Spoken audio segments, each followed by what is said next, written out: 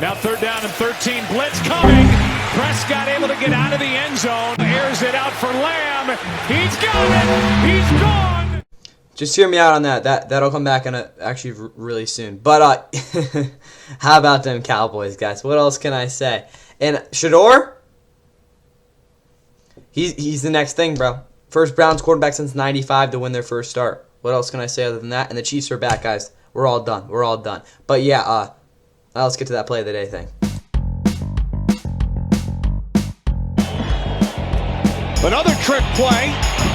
As Olszewski. Whoa! Expose him! Expose him! With the Instead, he's waiting for Jameis Winston, who then gets open, going against Derek Barnes, somehow breaks the tackle, dances in. We have an updated weight on Washington if the situation comes up to explain it. Hayward. Man, he stalled right out of the gate there. I think that extra weight from Washington might have helped.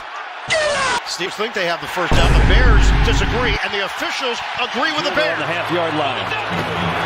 Hurts. Shove forward. He's in. Touchdown, Philadelphia. Look at this dude. Loading up. Going deep. Pickens. One. He gets a good block. And Gibson.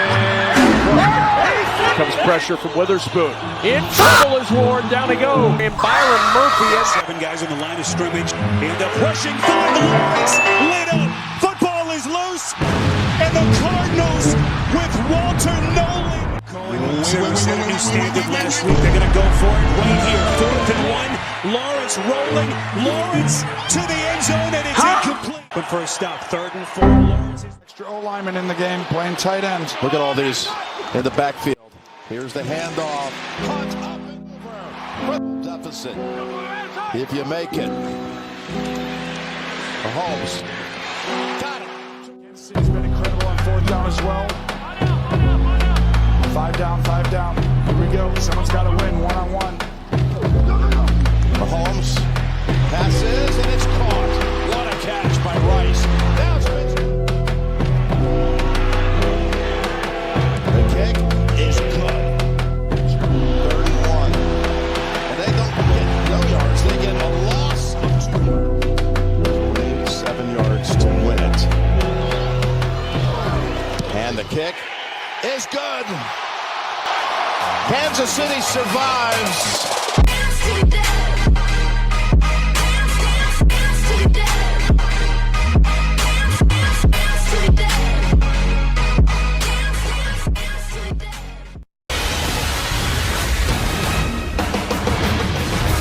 Lamar Jackson and the Ravens try to make it 5 consecutive wins. Ravens fans making some noise. Taylor throws for Mechie. Mechie at the 5. Dives! And he is in!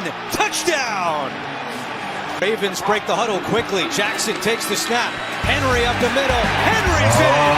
Touchdown, Baltimore! Lamar hands it to Henry. Walks it in for a touchdown! So John Harbaugh, 25 yards. In trouble is Taylor. Trying to keep it alive with a stiff arm. Tyrod Taylor picks up the first down. Lamar, play action. He's looking deep. Walker is down there, and he makes a sliding catch. Locates Breece Hall. Oh, what a spin move by Hall. Breece Hall in the open field. Hall at the 35, trying to get to the outside. Hall still going in. Trying to get to the outside, now cuts it up. Breece Hall still going, and he lost the football. First time we won there since 2003. Should have won a few others along the way, but Tyrod deep for Mitchell, and it's picked off.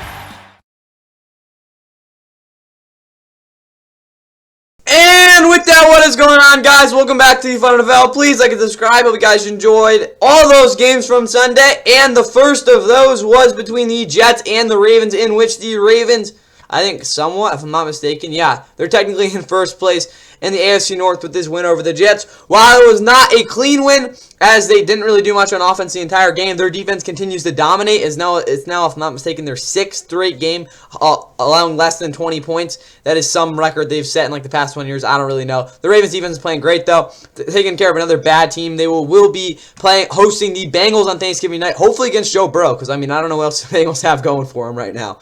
The Jets fall at 2-9. It is now the first time. No, that's not true. It's the first time since I think like.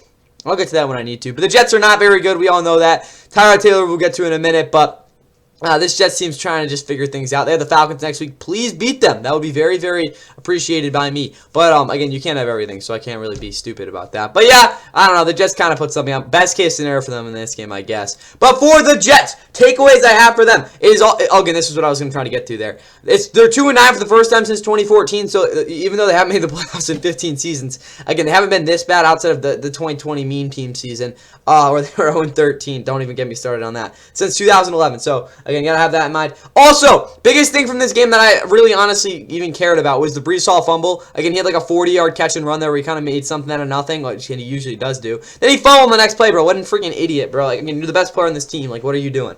I guess that's not saying much, though. Tyrod hasn't won a game since Week 18 of 2023. That was a meaningless game, if I'm not mistaken, for the Giants against that Eagles team. So he hasn't won a game in a while. 3 sacks allowed, 12 pressures, poor blitz pickups. That's what I saw, at least in terms of the offensive line on film. But realistically, I don't really care about them because there's a good chance 2 or 3 of those guys won't be starting for them next year. So we'll see how that, again, comes to fruition because, again, there's extended trials for some of those guys. The guys that are actually going to play are obviously their tackles who weren't completely terrible in this game.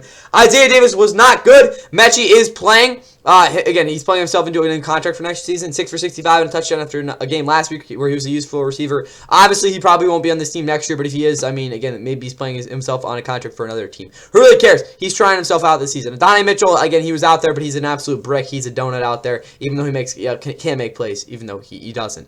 Isaiah Davis, like I said, he was bad. This is probably his worst game of the season. For this defense, Jamin Sherwood, the linebacker, had a very good game.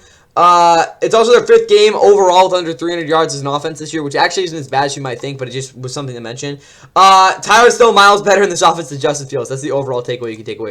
You can get from this game as well for them. For the Ravens, it's their first time, at least for Lamar, with under 200 passing yards in consecutive games in the past 5 seasons. That's insane. But yeah, because Lamar again. Remember when everyone thought he was a quarterback? I guess that kind of tells you what he is right there. Also, it's the first time in the past 6 seasons he has had under he had not had thrown a touchdown in back-to-back games. He did throw a pick in no, he didn't throw a pick in this one. Again, this offense really didn't do a whole lot. Derrick Henry is now 12th all-time in rushing yards as well. That's good to mention, even though he's obviously not having his best year. Receiving-wise, I mean, Tez Walker was out there, I guess. I don't really know, guys, with that. Also, yeah, first time in 15 years. That's what it was for the defense there. Got outgained. Yeah, Warren is bad on 3rd down. Would indicate, yeah, I think they went like 2 of 11. Yeah, they weren't that bad on 3rd down. Again, it doesn't look like that, but there was definitely some excuses that they got. Again, I think one of the sack Lamar had was bad. But yeah, for this Ravens offense, again, they weren't good, obviously, but I don't think the 3rd down was too big of an issue. Also, they went 2 for 5 in the red zone. That's not going to get it done against better teams. Again, they'll play the Steelers in a couple weeks in Pittsburgh. That'll definitely be crucial for them. Or not a couple weeks. I think that's the end of the season. Hamilton injury wasn't bad. I thought he tore his ACL. I kind of overreacted big time on that. Again, you're going to win some, you're going to lose some. Hopefully, if you're an actual doctor, you win all of them. Edge rushers were also awesome in this game. Hats off to them. They did a great job. Obviously, Draymond Jones was a defensive tackle, but I mean, Mike Green did good off the edge and stuff, the rookie. Also, 3rd straight year with a 5-game winning streak. They had one last year, I think, to run the table to win the division or something like that. They also had one in 2023 when they clinched the 1 seed. So, yeah, good for the Ravens, but that's all I got for you guys here.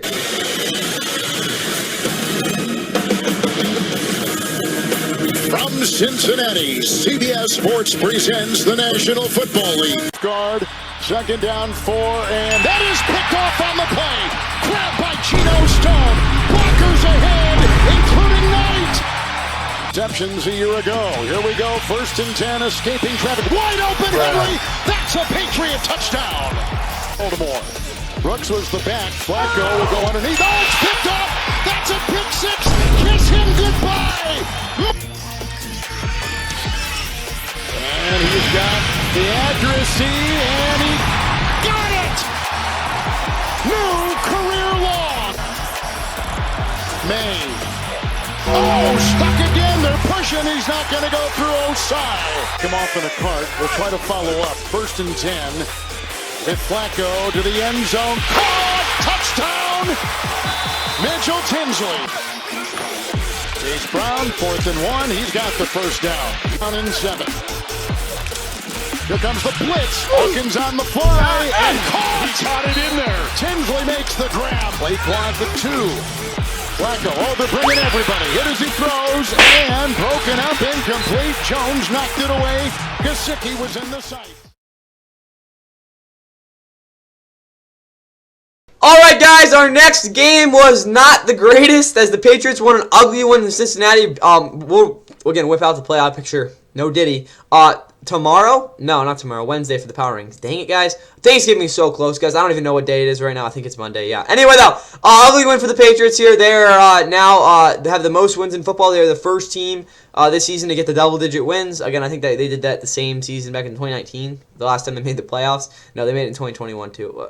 Ignore that. But Bengals, they're tied for last place. This is not, again, not where the Bengals want to be. They are all but out of the playoffs. I really want to see what that percentage is. But anyway, Patriots are now 10-2, 9 straight wins for the first time since technically 2018, but or 2018 to 2019, but realistically probably that 2016 season when they actually won 9 straight games in the same season. You get the point.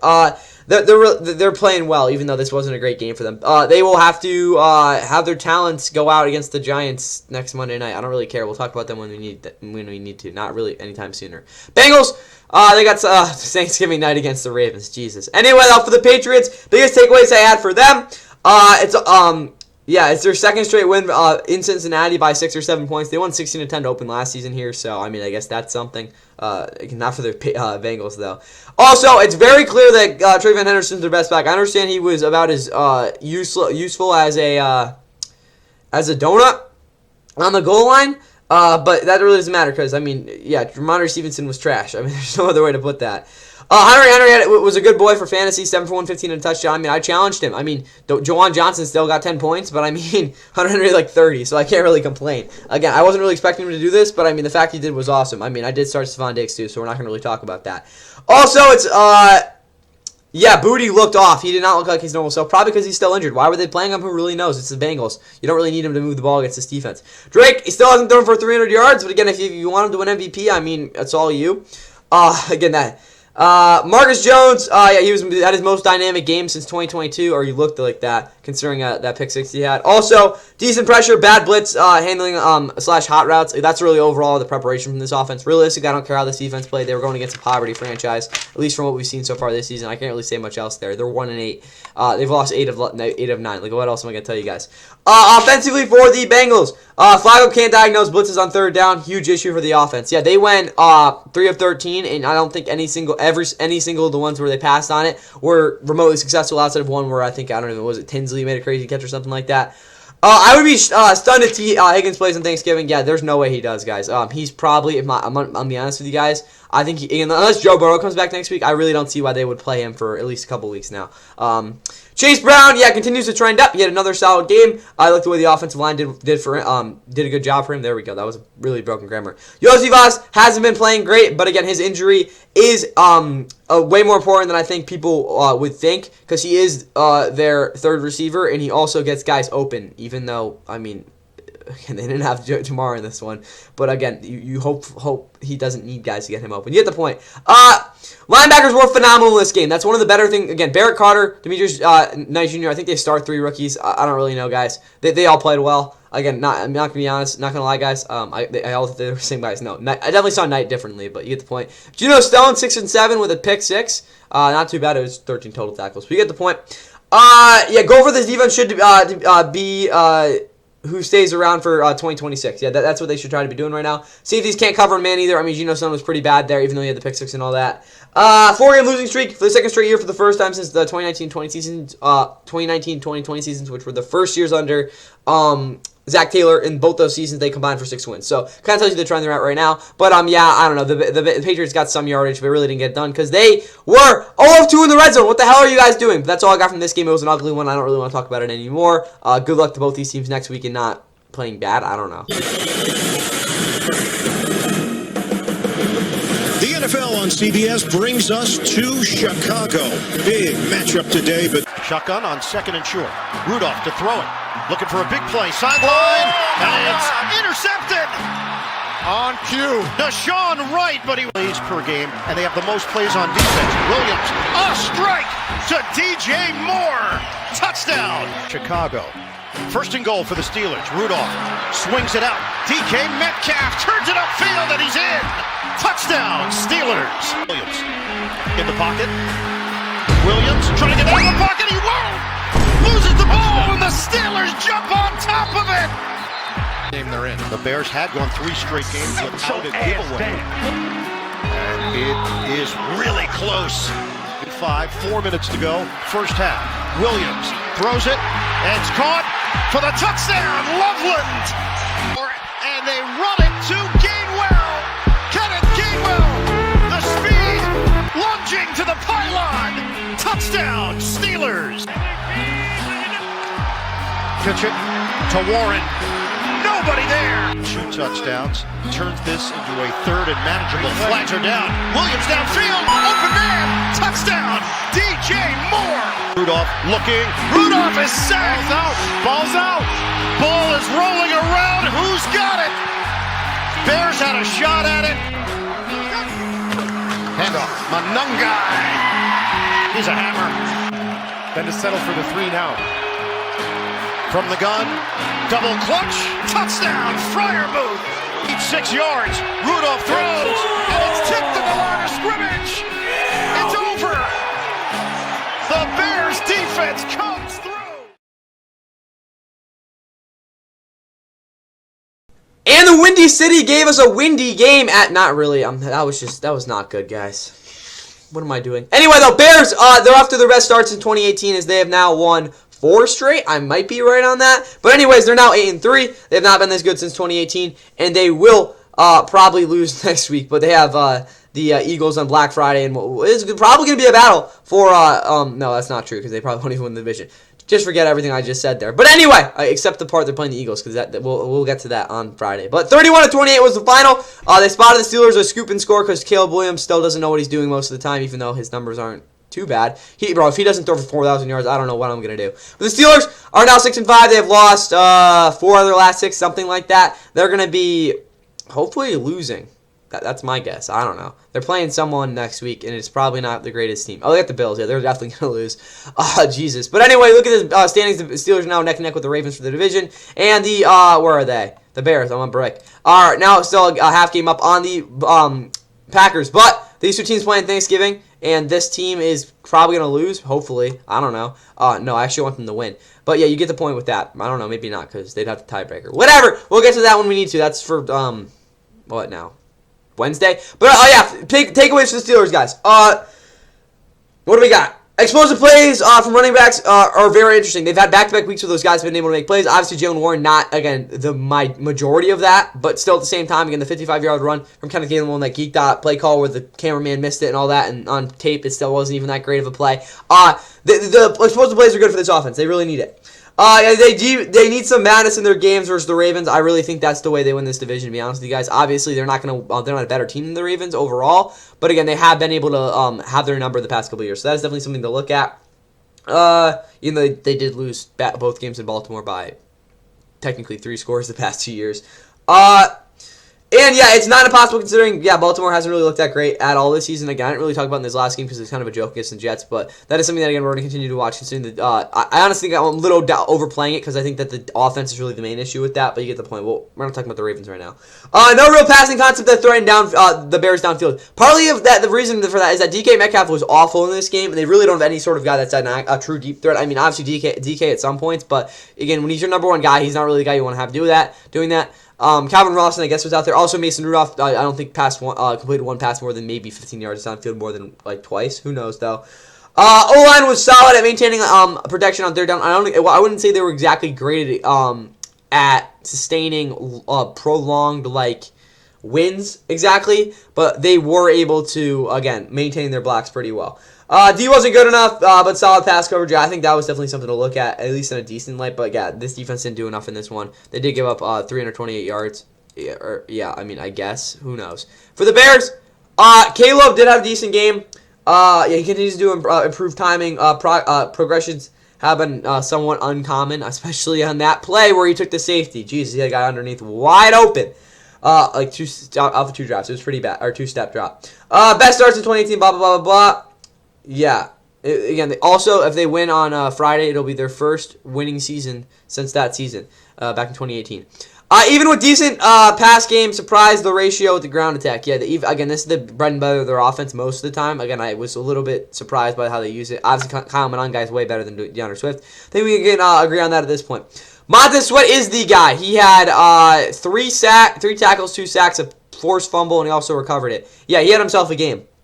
He's also their best defensive player. They also need Nation Wright to play out of his mind on Friday. He was good in this one, but he does need to be their best DB in terms of playmaking. Otherwise, I don't really see how this defense is going to have their best game. Solid gap discipline as well. That's just something kind of boring to talk about. Also, they're 12-1 all time against Pittsburgh. Again, they're only useless fact with this. Their only loss versus Steelers at home was back in 1995 when they won an OT. Don't even ask me about that one. But again, technically by like hockey standards and stuff, they haven't really lost them. So I guess hockey, if you lose an OT, you still get a point. I don't know. It's weird with that. But yeah, Steelers made a 14-4 down. Third down, wasn't able to again completely get it done there. That's all I got for you guys with this one though. Let's get to our. Jesus, what are we doing, Seahawks? Afternoon for football in Nashville as the Tennessee Titans take the field with eyes on an upset, trying to knock off Sam Darnold and the Seattle Seahawks. They set up the quick screen. Tajay Spears with blockers in front, trying to No, not space. that way. He's going the other direction, looking for the sideline. And Darnold with time, going up top for Jackson Smith, and Jigba drops it in the bucket, and he will backpedal for a touchdown. To him on 4th and 1, Titans will go. They go with Chestnut, trying to push the pile. I don't think he got there. Red zone now 1 for 6 the last game and a half for Seattle. Darnold on 1st down, flush, finds Smith and Jigba. Another big play. Jackson Smith and Jigba. Some of those explosive pass plays. On 2nd and 4, play action. Darnold to the end zone. Smith and Jigba with his 2nd touchdown of the day. Great pump by Dixon all the way to the 12. Hey, yo. DK will take it to the house. Back to Charbonnet. Bouncing to the edge. Charbonnet towards the goal line. Touchdown, Seattle. Ward on the keep. Weaving up the middle. Airborne to the goal line. Touchdown, Tennessee. Down in Texas. 4th and 3. Darnold, pressure up the middle. In trouble, and down he goes. On the roll, in trouble, chased by Lawrence. Able to get around him. Looking downfield, he'll throw over the middle, open. It's Restrepo. Ward. Oh, boy. All kinds of pressure. Flips it ahead to his tight end, Gunnar Helm. Helm going airborne. Helm fights his way to the... Quick toss, catch, Van Jefferson. First target and catch of the day, and it's a 1st down. Needs to get stuffed. Ward on the rollout, fires to the end zone, and it's DK with the touchdown.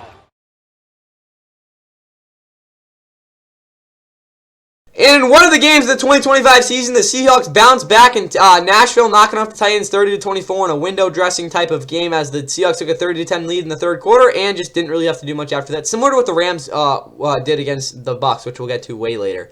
Seahawks moved to 8-3 now. It's their best start since 2020 through 11 games. It should be better than that if they actually had a quarterback that didn't turn over the ball against the Rams. But anyway, again, I'm a Rams fan, so again, if you're very confused, well, I guess be that. But Seahawks next week will be hosting the Vikings. That'll be a oh god. Titans fall to 1-10. It is now their they're just trash. What do I even say at this point? They'll be playing someone next week. Probably not anyone great, right? No, they got the Jags, so good for the Jags there. For the Seahawks in this game, JJ is on pace. Not JJ. JSN is on pace for 2,000 receiving yards. He already has broken DK's Metcalf's 2020 record, which he is now set in 11 games, which is insane. There's his stat. He had a 63-yard touchdown, which is kind of embarrassing because they did bracket him, and he still got won the one-on-one battle for whatever reason. Run the ball. They did run the ball. Well, I don't know why they didn't run the ball more, but it really didn't matter because again, the game was the game. O-line had a field day. They were awesome in this game. I don't think Sam Darnold definitely got touched a couple times. No did he, but you get the point.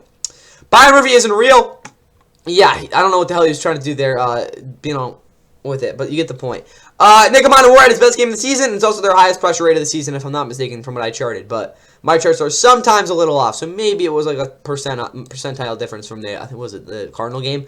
Whatever, though. For the Titans, Cam made the best of a meaningless throw of the made the best meaningless throw of the season. That's the one where he was like flipping out of bounds and like geeked out and all that. Yeah, that was a pretty cool play. They're well on their way to the being the Jags when they got the back-to-back picks, #1 picks. Window dressing with the score as I talked about. TK did do stuff. Shamar Dyke or however the heck you say it, he had a 90-yard punt return touchdown. That is the longest in franchise history. Also, he did catch a touchdown, I guess.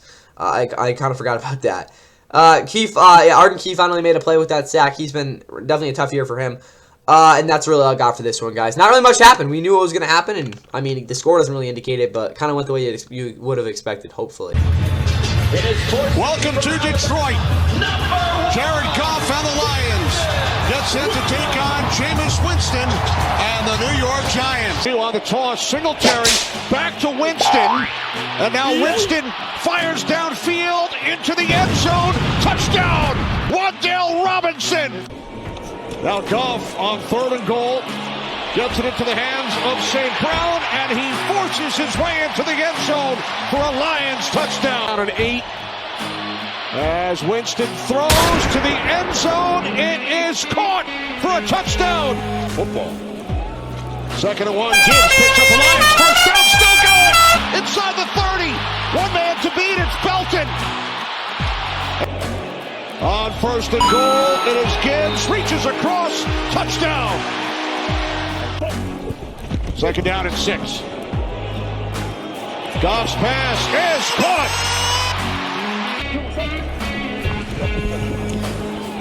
Goff on 3rd down. Off the hands of St. Brown, and then a diving interception. There's Gibbs. Belton couldn't bring him down. Allen chasing after him. And Jahmyr Gibbs is into the end zone for a Lions. Tracy. And then Winston throws. And it is picked off. Play clock at 2. Giants got the stop away. Winston from the end zone, airing it out, and it is caught. Remaining 3rd down and 17. Winston stays on his feet, directing traffic. Now he throws, and it's caught. Winston looking, throws, and it's incomplete. Forcing down the 4th down. So here's Bates from 59. It is good. Jahmyr Gibbs. Touchdown on the first play from scrimmage. Winston looking on 4th down. He's wrapped up, and down he goes.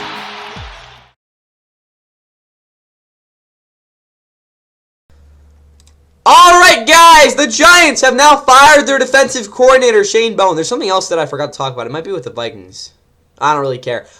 No, we will get to that because that game's coming up next, actually. But with the Giants, they are now officially eliminated from the playoffs, and they are making it known they do not want to be anywhere but last in this division, as they have now blown a 5th game this season where they have led in the 4th quarter. That's like a Chiefs stat. Again, we think to why they've not been good this year, but they finally got their crap together. We'll get to that in a little bit, too, but... The Giants, again, Shane Bowen has really not done a good job at all for this defense. I mean, again, Jahmyr Gibbs himself probably got him fired, as they have now had back-to-back 2-10 seasons for the first time in their franchise's history. I mean, they're just continuing, again, racking up these records here. But they're going to, unfortunately, have to go to Gillette next week for a Monday nighter. Yeah, good luck there. I mean, maybe Jackson Dart's back. Lions, this was not a good game at all. I think you'd be rather concerned if you were them.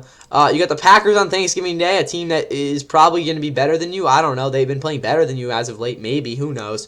They're now 7-4, though. They have not lost a back-to-back games in 3 years. I think they've won 14 straight or something like that. Again, kind of tells you where they're at. But they got a big Thanksgiving game that they got to think about. For the Giants, though, yeah, Jameis did everything he could in this one. I mean, he played pretty well in Detroit back in 2019, the last time he was here. He threw for like 400 yards and 4 touchdowns, and he was pretty much there. I mean, the completion percentage wouldn't say that, but he had wide-open guys downfield. He made a lot of big plays.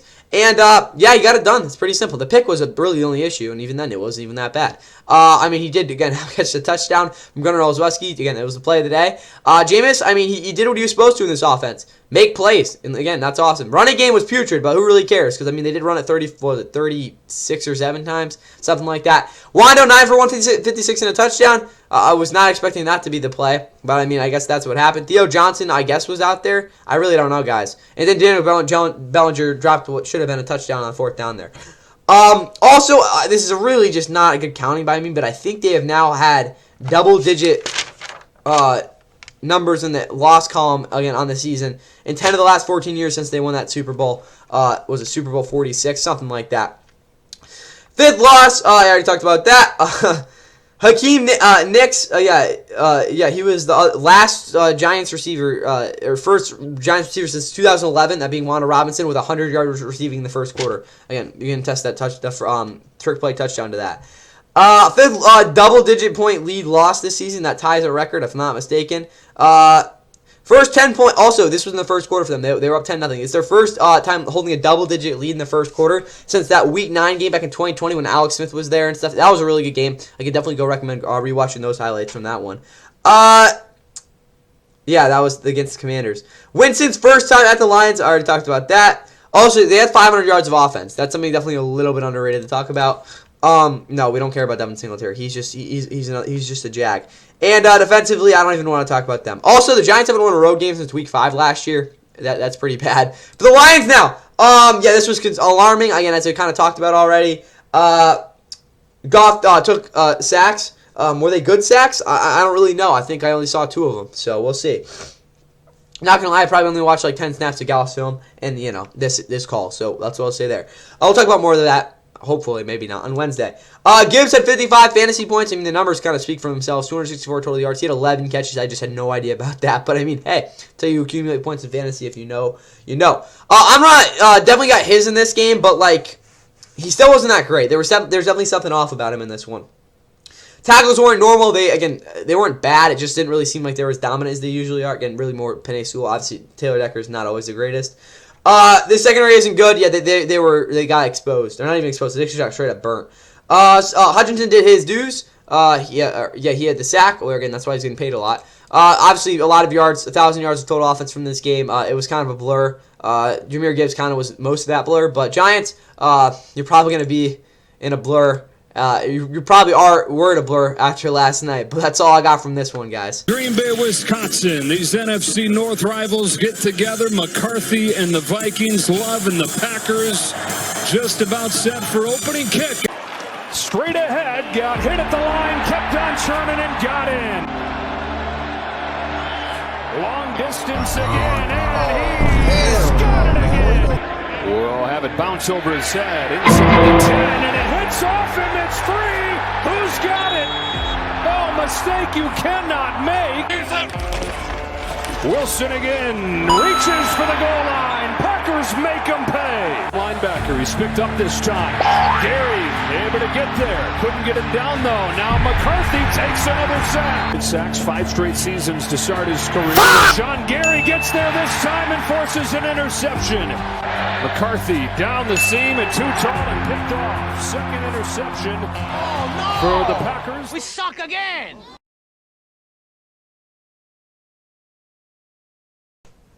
And I don't know, guys, maybe the Vikings are the most miserable team in the league right now, but the Packers kind of just moped around and just didn't have to do much in this game as they knock off the Vikings 23-6. They move to 7-3-1. They will be heading to Detroit for Thanksgiving in what should be a dandy. Vikings are now not in a good spot. It's their worst record through 11 games since, if I'm not mistaken, like the year they drafted Chris Ponder, whoever the heck that quarterback was. And they also are playing going into Seattle next week. Yeah, Vikings, it's rough. Speaking for J.D. McCarthy, he had a rough game. I think he's concussed, though. That's still what the report was. Honestly, I don't think he is. I think he just wanted to throw someone else out there that is not him. 3 of his sacks weren't completely his fault. The other 2 absolutely were. Other than that, I don't really want to talk about him because there's really no point to. He's not a good quarterback. What else do I need to tell you guys? You look at the pick he threw the drop pass that Jordan Addison had last week that probably would have won them the game or gotten them more points to win them the game. It really wasn't that big of a deal against the Bears. He did that same exact thing, except he overshot the receiver by like 10 yards and it got picked, at least this time. So I don't know what's going on. He just is failing to make any adjustments. But that's what I got on him. Yeah, it's since 2011 with that worst record. The wide receivers and Hawkinson, honestly, at this point, just got to start making plays. I mean, again, I understand how bad the quarterback situation is, but they're just going to have to go grow 5 feet and just catch every pass. Yeah, Darrisaw had a rough game. Christian Darrisaw, one of the better tackles in football. It was not a good day for him. Dallas Turner was very good. I think he had like 12 pressures the past 2 games, if I'm not mistaken. That might be a little bit off, but he had a really good game. First loss in Lambeau since 2021. They had a backup quarterback, so essentially it's their first loss in Lambeau since 2019, and that was a closer game than this one was. D should try to, yeah, I think they should actually try to get into a high shell next week. That's something that I think could definitely give them a little bit more versatility for a group that probably will be somewhat the same the same next year, considering they have been pretty good. I mean, Jalen Redmond's been a very, very pleasant surprise out of the draft for this team. I think Grady's a freshman. Am I insane? Yeah, second year season. He didn't play that much last year, right? Yeah, I'm not that crazy. I mean, he played, but, like, not really. All right, over the Packers, again, there's not really too much to get in with them. I don't think their offense is the greatest game. I mean, Jordan Love kind of just managed this one. Emmanuel Wilson, yeah, he just basically drained the clock. I mean, yeah, he didn't really get 28 carries. It was more like 20 meaningful ones, but hey, do what we got to do with that. No real good play calls from the high ceiling passing game. That's probably why Christian Watson got 7 targets, and none of them were over like 12 yards, if I'm not mistaken. Maybe more like 15. I think one of them was a catch and run. Who knows, though? Parsons had his best game at home this year. Yeah, he had 2 sacks. No, there he is. He also had 2 sacks. I think he had like 5 pressures from what I saw. Not charted. Again, I didn't chart this game just yet. Wyatt stuffed the run. Yeah, he was very good. Also had 2 sacks. One of them was definitely a cleanup one, though. I'm gonna hate. Haters gonna be hating with that one. Second level was competent with gap control and leverage. I really liked what the linebackers did, as well as the safeties kind of moving down there. And they didn't even give 150 yards. This defense, honestly, in my opinion, is one of the best football. Probably one of the takeaways will come away from this one, despite the Packers not again having to face the best offense. But 3 turnovers again from the Vikings. They have now 6 or 7 games with 3 or 2 or more turnovers this year. That'll probably get it done in terms of losing some games. And now, yeah, this one was pretty motivating if you were a Chiefs fan. If there are any no, just roll it. These 2 quarterbacks, Mahomes and Jones, are first and second in the league in passing yards per game, led by penalties. Like ball tip and caught at the 5. And Jones looking and connecting for the touchdown. But it's not. Over the top they go, and look at this play. Off he goes. That's Doolin. Ogletree in motion. Jones looking up top. Throws back in the end zone. Are the feet down? Yes. Hunt comes back in. 4th and 1, and Hunt falls. Taylor is trying to get to that right edge, and here he goes. Taylor around Cook. Taylor down the sideline. Next catch by a Chief wide receiver. And here's another one. It's to Rice. Trying to break free, but then shut plays. 2nd and 10. They do go ground with Hunt. Ball's on the ground. Ball's still on the ground, and the Colts have. You got a 2nd and 13. Down the middle. He's got Rice. And Rice is running. Rice is taking off past the 40. Rice is near midfield. Right there at the line, running down at the last minute. 2nd and 10. Mahomes has Rice at the 30. And he falls down.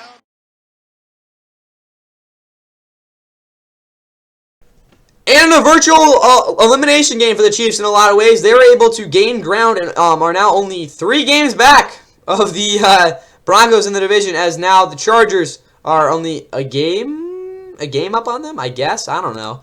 Chiefs monster win over the Colts in this one. They were down 29 going in the 4th quarter. Mahomes had never won to start when he was down by that many points. But again, they figured it out. This was again the game that the normal Chiefs are supposed to be able to figure out. And I mean, technically not, but you get the point. That's what we saw in this game. But not only that, it was a concerned effort, which we didn't really see last year. So very inspiring, honestly. I'm not going to try to bully you guys. They need to win this game very badly. Dallas on Christmas will be not Christmas. Well, I'm just not locked. They have a game on Christmas against somebody, I think, right? What do we got on the schedule for Christmas? I know I'm going. This is definitely a side quest. What are we doing? There we go. Don't cook me. There we go. Week 17. I am going on a side quest right now, just so you know. Yeah, it's the. Oh, that's bad. That's really. They are playing on Christmas, but that is not good. We'll get there when we need to. For the Chiefs, they got the Cowboys on Thanksgiving. There we go. Colts. Yeah, they're not looking great right now. 2 out of your last 3 games have been losses. All 3 of your losses have been on the road. on the road, two teams that technically have above 500 record, and now they will be hosting the Texans and the #1 defense next week for an offense that has not been the greatest over the past 3 games. If you are a Colts fan, I would be definitely some concern. You didn't pick up a first down in your last 6 drives. That is a big issue. But for the Colts, in that fashion, when John Taylor gets shut down, this offense is not getting it done. Yeah, they haven't scored, but at the same time, they haven't scored less than 20 points in a game this season. That's partly why their season average is so high in terms of points, even though they haven't really been scoring a lot the past couple weeks. Indiana Jones was horrible. Yeah, I guess. I don't know. I don't really know why I wrote that, because he, again, just didn't really do anything. There's kind of a difference, sort of. Yeah, that was the most schemed up, explosive play ever. Don't want to take credit away from him, because he kind of zoomed for what was honestly their only good play of the game. I mean, yeah, JT had a big time run, but other than that, not really much. Jermaine Powell was really good against the run. 20 tackles, should be able to tell you that. I mean, again, that's a very casual take, but I mean, on film, it really showed too. So take me with that one. Sauce and safeties were horrible with Yak Gurich. I mean, you saw Rashee Rice. That's inexcusable. Partly the linebacker's job in those hard, flat zones, but I mean, again, you're going to have to be a lot more physical for that to work out. Latu was great. Yeah, he had a sack. He had like 15 or 16 wins, if I'm not mistaken. I don't know if they all translate to pressures, though. It's also the first loss in Kansas City since that 2018 divisional. It was the first Mahomes playoff game they, again, participated in. Obviously didn't really play in because they lost. We get the point. Chiefs. That was the Chiefs we're used to seeing. Kareem Hunt is their best running back. I think that's pretty again self-explanatory. Yeah, 30 carries is pretty egregious, but I mean, do what you got to do to win a game, I guess. Rashee Rice, I mean, yeah, this is one of the better games we've seen out of him in a while. He is definitely back. O-line was very good late. They got it done for sure. Yeah, 2-point. Honestly, that 2-point conversion there, that was like the turning point of the game, in my opinion. I think that's when the Chiefs really started to get things going. Bourne schematically get from in this game, but again, dominate at least from defense. But domination pre-snap was the answer to shutting down that Indy offense, especially in terms of the run fits. Chiefs had nearly 500 yards. Again, I understand they didn't really translate to a ton of points, but again, do what you got to do to win games, guys. That's all I got from you guys from this one. Now let's get to just the Shedeur Sanders show, I guess. It has certainly been a football struggle for both the Browns and the Raiders. But for the Browns, a little glimmer of hope, and yes, a little pizzazz as well. The backfield. Judkins will keep it himself. Judkins with a burst inside the 5 to the goal line. Touchdown, Browns. They're down at 8. Here comes the pressure. Running away from it is Sanders. He's looking long. He's got a man. Caught at the 10-yard line. Bonds. Judkins. And here he goes again. He scored earlier. He lowers his shoulder to the goal line. Touchdown, Browns. From nice. Trying to help NCTE. Here's Genty in the open field. Genty has a first down, makes a few men miss, and then does a bunny hop to mid. Was okay. No, the hold was good. The kick is off to the left, though. Sanders is intercepted at the 44-yard line. Charles Snowden with the play fake. He'll roll the pocket. He's been rolling it an awful lot today. He'll set up and throw, and he's got a man. It's complete to Judy. Inside Raiders territory. Fumble the ball. Is Smith. Pressure's coming. Smith pitches, and he's sacked again. Malik. They are going to go for it on 4th down. Pressure's coming. He throws it up toward the end zone, and he throws it right past. Sanders stumbled a little bit, gets it to Sampson, and Sampson explodes inside the 30, speeds his way to the 20, and they go to Sampson out of the backfield. He's got 2 tight ends blocking on the outside. He's got room. He bursts inside Raiders territory. 1 man to beat. He won't be caught. Geno Smith looking toward the end zone. Pass complete to Genty. He's in. Score. Touchdown. And in the later window, we did see the Browns get a big-time win on the road. Their first since week 2 of last year in Duval County. Again, that was a 4-13 Jags team, might I mind you. I mean, the Raiders were probably well on their way to that, too. But Browns were able to build a 14-3 lead, which they rode basically this entire game. A couple of explosive plays helped them out as well, as Shedeur Sanders beat basically every single odd you could have thought of to become the first Browns quarterback since 1995 to win their first career start. which is absolutely insane. But I mean, our first Brown start. I think it was first career start. You get the point. They were 0-17 in those games prior. They're now 3-8. They've tied the amount of wins they had last year, but at the same time, last year, they were 3-8 in Week 12. So, I mean, I don't really know what that really tells you guys. But next week, they have a chance to not get blown up by the Niners, while the Raiders are just absolutely abysmal. They're now 2-9. This was a putrid offensive performance. They already fired Chip Kelly, their offensive coordinator, or former offensive coordinator. And now they will be venturing over to the LA area to take on the Chargers to probably get another drubbing. But for the Browns. Yeah, I really screwed that one up. This is a lot of takeaways for a game that really doesn't have that much going for it. But yeah, start Shador for the rest of the year. I think that's pretty simple. They already, I think, are going to do that. So let's move on from that. Yeah, I don't even need to talk about Gabriel. He's not going to play. Garrett had 3 sacks. Oh, this is the biggest part of the game. He had 3 sacks. He now has 18 on the season, and barring him not tearing his ACL or doing anything crazy, he will probably shatter the sack record. He's already shattered his own record with the Browns. Kind of tells you how good he is and how bad of a team he's on. But still, hey, they're winning game. They won a game, so that's good. And honestly, guys, I would not be surprised if he puts Purdy on. Got Purdy a little bit dirty 5 times next week. That was horrible, but you get the point. Yeah, is this the 2008 Wildcat with the Quinshon Judkins touchdowns? Again, back to Miami way back when there. Also, Sampson had 2 catches for 60 with a 66-yard touchdown. That means he would have had to have a negative 7-yard catch. That does not really check out for me, at least. Yeah. This game kind of just didn't really have much going for it, though. All right, for the Raiders now. I'll try to be as quick as I possibly can with them. Yeah, y'all are so bad. Overestimated what you need to be to not make the Shador Sanders beat you. I mean, it's pretty simple. You just got to make them beat you to win the game, and they just did not do that. They weren't good enough. It was that simple. Yardage was pretty even. I mean, they weren't completely awful on. No, they were really bad on 3rd down. I can't really make excuses, guys. This team just seems not that good. Yeah, Geno Smith got sacked 10 times. That just does not happen. The fact it did, I mean. Don't even think about it. That's just crazy. Jetty production continues to dwindle. He has just had a really bad rookie season, probably because the offensive line can't block to save their lives. 2-9. Sorry, again, similar to the Giants. They're 2-9 for the first time in back-to-back seasons like ever, which is insane. Also, they got no pressure in this D line. I guess Max Crosby had like 2 pressures, but that really didn't make much of a difference. Secondary actually has been pretty good this season. That's probably the best part of this team so far this season. But yeah, the ceiling collapsed on themselves in terms of how they played in this game. There was so many blown coverages, even though they did force a fumble on that big time Jerry Jeudy play. I don't want to talk about this game anymore. Let's get to this game was just so geek. This next one, you'll see all.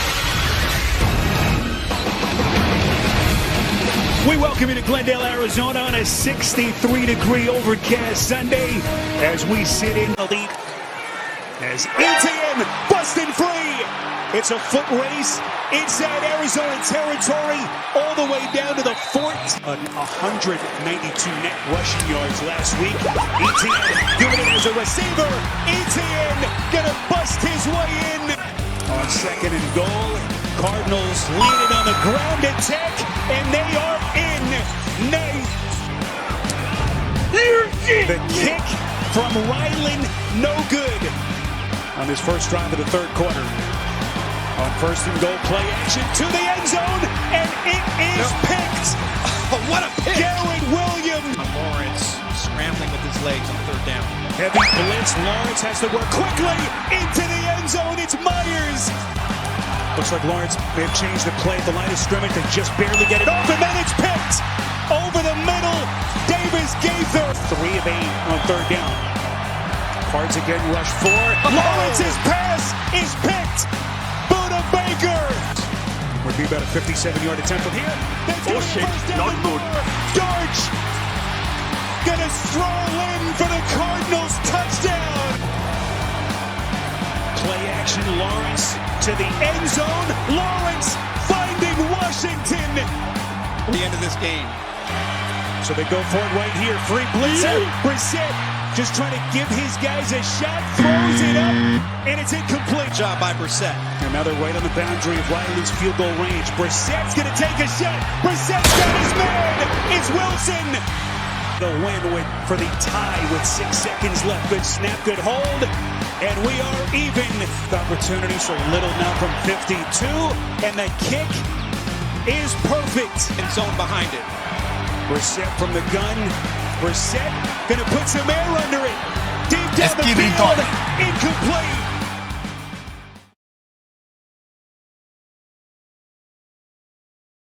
And in another OT finish, the Jags escaped Glendale with a 27-24 win. One that they probably didn't deserve, but maybe because they spotted the Cardinals and Walter Nolan a touchdown there. Nonetheless, they're 7-4, now only a game back of the Colts with two games to play against them.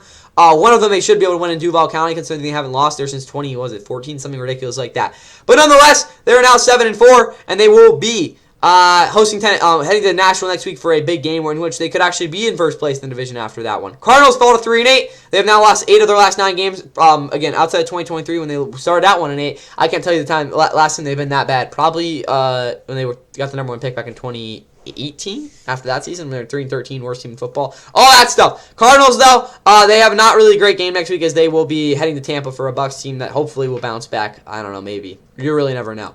For the Jags, though, takeaways on them. Game back in the air. Talk about that. T-Law had a wild game, as the stat line does suggest. I thought he threw 4 picks, but I guess not. There's a lot of threes here, and all you need to know is he had again a wild game.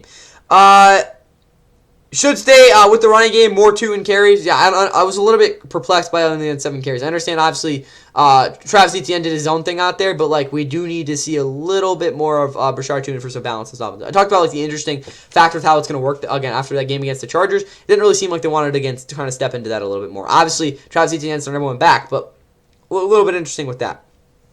Brandon Sage is underrated, probably the second option in this offense. I understand Jacoby Myers exists, but realistically, guys, you're going to want to get the ball to Brandon Sage. He had a massive game, continues to play better and better. Last year, he was better than he was his first 2 seasons, but you get the point with that. He was 2023 was drafted, right? Am I crazy? Yeah. All right, there we go. Back to it though.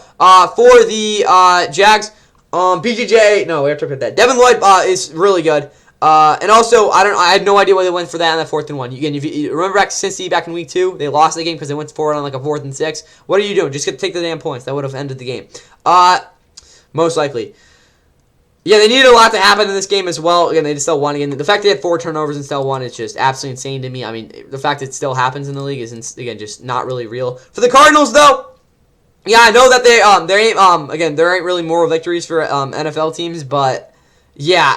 This was probably better than the last 2 weeks, again, from what you can see with that. Brissett looking like 2010's Big Ben. He took 6 sacks, too, but, I mean, throwing the ball 49 yards, bro. He's just out there tucking the ball.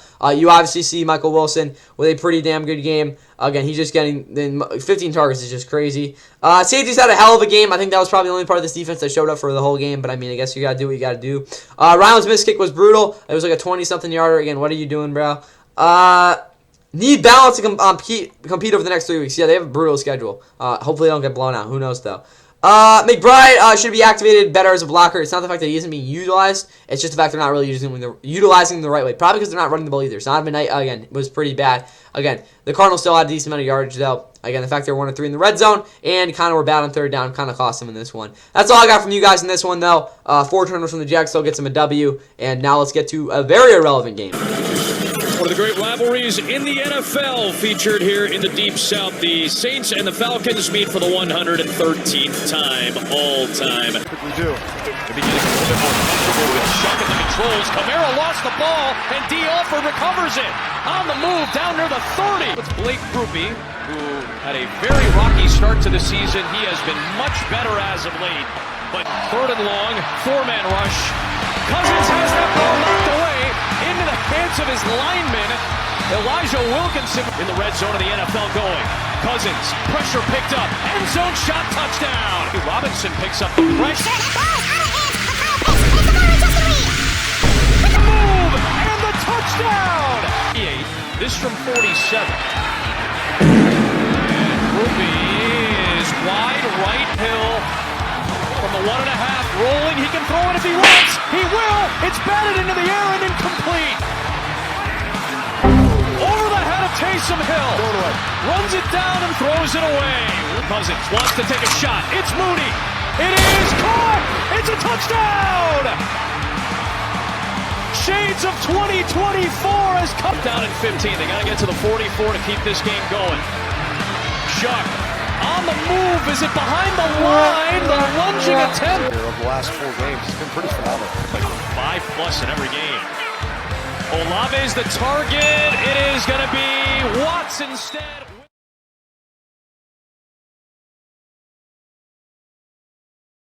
Not going to really get into the big deep to this. All you need to know from me is that the Falcons are not my favorite team because they won this week. What are you doing? Why aren't you losing to the Saints? This is a huge game for them to lose so they can get the #1 pick for us. But anyway, they're playing the freaking Jets next week, so that's definitely an opportunity to blow another game that they could lose. Saints, now 2-9, they suck. And they will be continuing to suck next week against the Dolphins, if I had to guess.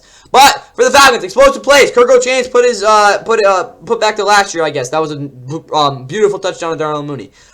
Pitts was not good. Yeah, he sucked in this game. I don't know what it is with him and Kirk Cousins. They just don't work out really well at all. The rookies did step up as well in this defense with Pierce and where is he? Walker. Jalen Walker. They both played really well. Pressure is the best in a decade. Honestly, I don't think this pass rush has been this good since 2016.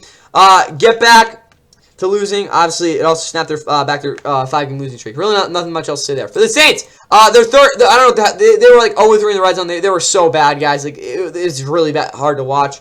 Groupie had a rough one. I would not be surprised if Justin Tucker, that guy, is starting for them next week at kicker. I think they're back to 1999 on the win pace, and they won last week. Or 2 weeks ago, they kind of took a break from that 1999 season pace. But hey, they're back to it. Yeah, this red zone offense was so bad. Kamara is so washed, and he got hurt. Retire, something like that. D wasn't too bad, but just no interior pressure to speak of. Yeah, that was definitely a big hole in their game plan, at least from what I saw on the defensive side of the ball. Need consistency from Carl Granderson as well. He has not been the guy that you need him to be for most of the season statistically. Again, I understand he hasn't been the worst on film, but like it's not really translating to the stat sheet or advanced stat sheet. Whatever though, this game was meaningless. Welcome to Arlington, Texas. It's America's Game of the Week on Fox at a great one. Division rivals, the Philadelphia Eagles and the Dallas Cowboys, and we're about to kick off. Prescott, 4-man rush, looking for one incomplete. It would have been a Hurts throwing end zone. A.J. Brown, touchdown, Eagles. Hurts, design run, up the middle he goes. Jalen Hurts still going. He's in. Touchdown.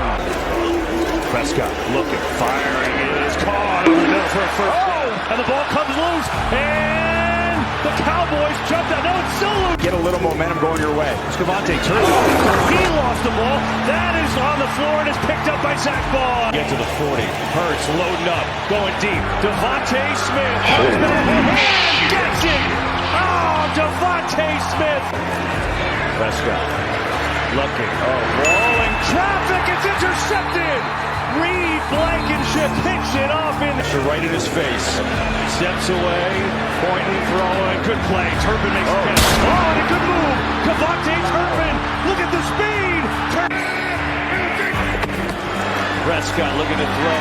Corner. Touchdown. Pickens. What? From 51. Oh, he missed it. Movement. I don't see a flag. Third down. Prescott going to launch it. Going deep. CeeDee Lamb makes the catch. Multiple flags today. Most on the year. First and goal, Dallas. Prescott rolling. Oh, looking. Throwing. Caught. Touchdown. Elliott gets into it. It is no good. Prescott. Thinking about running. Is he going to get there? Gets a block. Wait. Touchdown. Can't find it. He flips to Barkley. Nice little play. Barkley lost the ball. It's loose. Cowboys recover. To the bottom of the screen. Prescott sees that. Looking. Nothing. In trouble. Throws. Caught, but short. Ferguson. Aubrey. Up. And he's got it.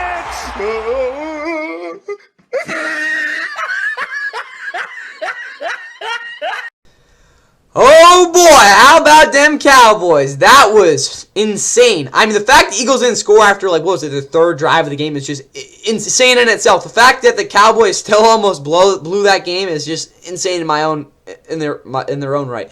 Eagles though are now a game back of the #1 seed, and we'll have to wait probably 2 weeks to get the #1 to clinch the division. After they would have had a shot to clinch it before the December hit, which is just absolutely insane. But they're now 8-3. They will be venturing off to play the Bears on Friday. Cowboys obviously with their Thanksgiving game against the Chiefs, but for the Eagles.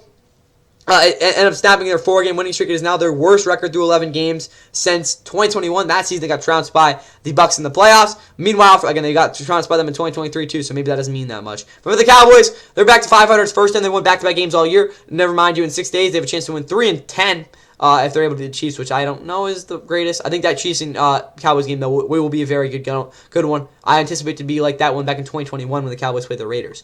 But for the Eagles in this game, a lot of people are going to point at Jalen Hurts as the main issue. Statistically, he was completely fine. Do I think that was the case overall? No. But was he bad enough to really put any blame on him? Not really. I think that the offensive coordinator, what the heck's his name? Oh, my God. Get the point. He did not call really any good plays outside of maybe the Saquon play where he fumbled. That was actually kind of a good dump-off built into that play. But still, Jalen Hurts, can't blame him too much. Again, he took a bad sack, but really outside of that, again, he didn't really force any throws, and he made some big-time throws that honestly kind of kept them in the game at points, even though, obviously, they didn't score. Also, yeah, Saquon doesn't fumble. The fact he did fumble is just out of my mind. I don't really know how that happened. Devontae and AJ overall should get, again, showed good signs, and that's what you want to see from your two best receivers that are, should be one of the best deals in football. Secondary got embarrassed. Yeah, they were really bad in this game. It was really the fact they could not cover those top two guys in those big plays. Again, they got to figure that out. No pressure in the second half either. Again, Nakobe didn't have a sack, I guess, but, like, it's not going to get it done. Linebackers weren't physical enough. Yeah, him and Zach Bond kind of got abused there in the second half against the run. Lane Johnson was missed dearly as well. That's something on this offensive line that you definitely could see very, very apparent, which, again, obviously you should be able to, considering how good he is. Couldn't put together good plays in the second half either. Again, part of the reason, again, I talked about that Eagles offensive coordinator, he just didn't really, again, put the game plan there in the second half really to anything, which, again, is a big issue. Cowboys, though. Dak put on the cape, except for that 4th down play. I mean, yeah, he made stuff happen there. The interception in the first half, again, the fumble and all that. Not the fumble, my bad. 4th down obviously wasn't good, but again, he just completely hucked the ball around the yard in that second half to get them that W. They did take advantage of the Eagle miscues. Obviously, the special teams fumble was the big one there. No, they didn't. Was that the 4th down play, goal line thing? I don't really know. Run game, yeah, it was led by Terrence Steele. Again, their run blocking right tackle. He had a very, very good game. Pickens was unreal. He had a monster day. Again, the 43-yard catch was crazy. CeeDee Lamb also had an adjustment. Never mind, he got slapped in the face in that play too. Best game by far for this team this season as well. Very complete victory, even though the first half, again, the defense spotted the Eagles 21 points to start, but you get the point. Also ties their largest comeback in franchise history. Siobhan Rebel and DeMarvin Overshown are the X factors on this defense. They are the guys that will be keeping this defense from being completely terrible. Again, they started to show that this past game. Corners didn't sell. They weren't completely terrible. I mean, were they good? I mean, Deron Bland could tell you probably how that went, but, you know, got it done. Thanksgiving's about, yeah, I think it'll be a really good game for Thanksgiving against the Eagles. But 470 yards of offense was kind of a mirage against that Eagles defense, and they got this big-time W. Not really much else to talk about, though, because, again, Cowboys avoided the sweep. It was a very fun thing there. Obviously, the Eagles, with their punching bags, didn't really get that done either. But, again, maybe that NFC East streak will continue if the Eagles continue to play this bad. Probably not, though, and definitely not. Hopefully not. But, yeah, that's what I got there. After a rainy week, Southern California shines on this Sunday before Thanksgiving. And about 10 miles from downtown, we're Stafford, Devontae, Adams, got it, touchdown. Mayfield fires. Did he hang on? Durant took it.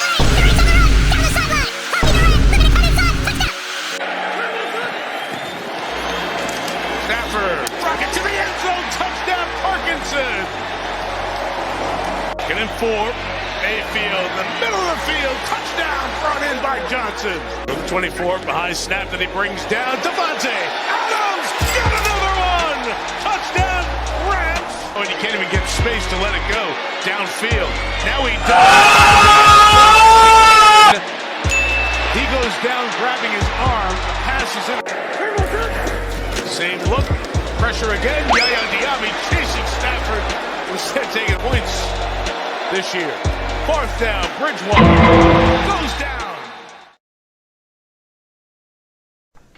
And closing this thing out, hopefully pretty quickly with the takeaways from this Rams and Bucks game. There isn't a ton to talk about. I mean, I have some stuff written down, but realistically, I will not talk about any of those because the Rams were able to put me to sleep pretty nice last night. Again, not really the way I wanted to put it, but you know, I got to go to bed a little bit more easy last night, considering they were up 31-7 at the half. The second half didn't really happen. To be honest with you guys, the Rams just didn't do anything. I mean, the Bucks, I guess, moved the ball a little bit, but like Teddy two gloves and all, you get the point there. But for Baker, very concerned about his I wouldn't say I'm very concerned, but concerns about his shoulder. I think it was like an AC sprain or something.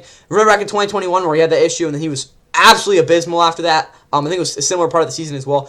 I don't think that'll be the case with him this season, but definitely something to note. Sean Tucker, I don't think had any points fantasy-wise, at least from what I saw. That's really all I care from him in this game. Tez Johnson, that touchdown, I don't know what he's trying to do, cutting back on that play. That's all I got from him, though. Offensively, there were a lot of issues that I don't think they were completely ready to deal with. Again, they're super banged up right now. Amika Buka had a really tough game. He didn't really get open a lot against those corners. But yeah, for the Bucks, third straight loss. They've now lost, what is it now, 4 of their last 5, something like that. They do need to regroup next week against Arizona. That is a defense they can play well against. We'll see what happens with Baker, but this is definitely a concerning performance by them. Defensively, though, they got absolutely boat raced. That's simple. They kind of put up some resistance at some points, but again, obviously when the game was over. But you can't get up 31 points in the first half and expect to win the game. It was more like 24, but still, yeah, this defense wasn't really good in any way. Offensively, the Rams, Stafford continues his hot streak. He has now had the most touchdowns in a row without an interception. I think passing Tom Brady or something like that. Who really knows? Running game, they didn't run the ball. Puka had a quiet 97 yards. I don't think he took, maybe recorded like 2 or 3 routes in the second half. Devontae had a big game, 2 touchdowns. Obviously a beauty 24-yarder, which basically iced the game, if I had to guess, in that first half. Kobe Parkinson had his best game of the season. Davis Allen. Terrence Ferguson really didn't do much, but yeah, Davis Allen had a good game. 2. Kobe Durant with his second career pick 6. He had one back in Christmas, back in 2022 in his rookie season. Again, just completely stole the ball away from Kate Otten. It was controversial, but who really cares? Jared versus Kobe Turner, ate up in this game as well. But other than that, yeah, Rams had their longest winning streak since 2018 when they started out 8-0. They completely dominated this game. Really not much else to talk about. This is complete butt kicking. Again, would have been as bad as this as Baker would have played, and they were healthy? Obviously not. But again, the Rams had guys out too. Boo-hoo. That's all I got from this one. Hope you guys enjoy your night, and I hope you guys enjoyed the Monday Nighters.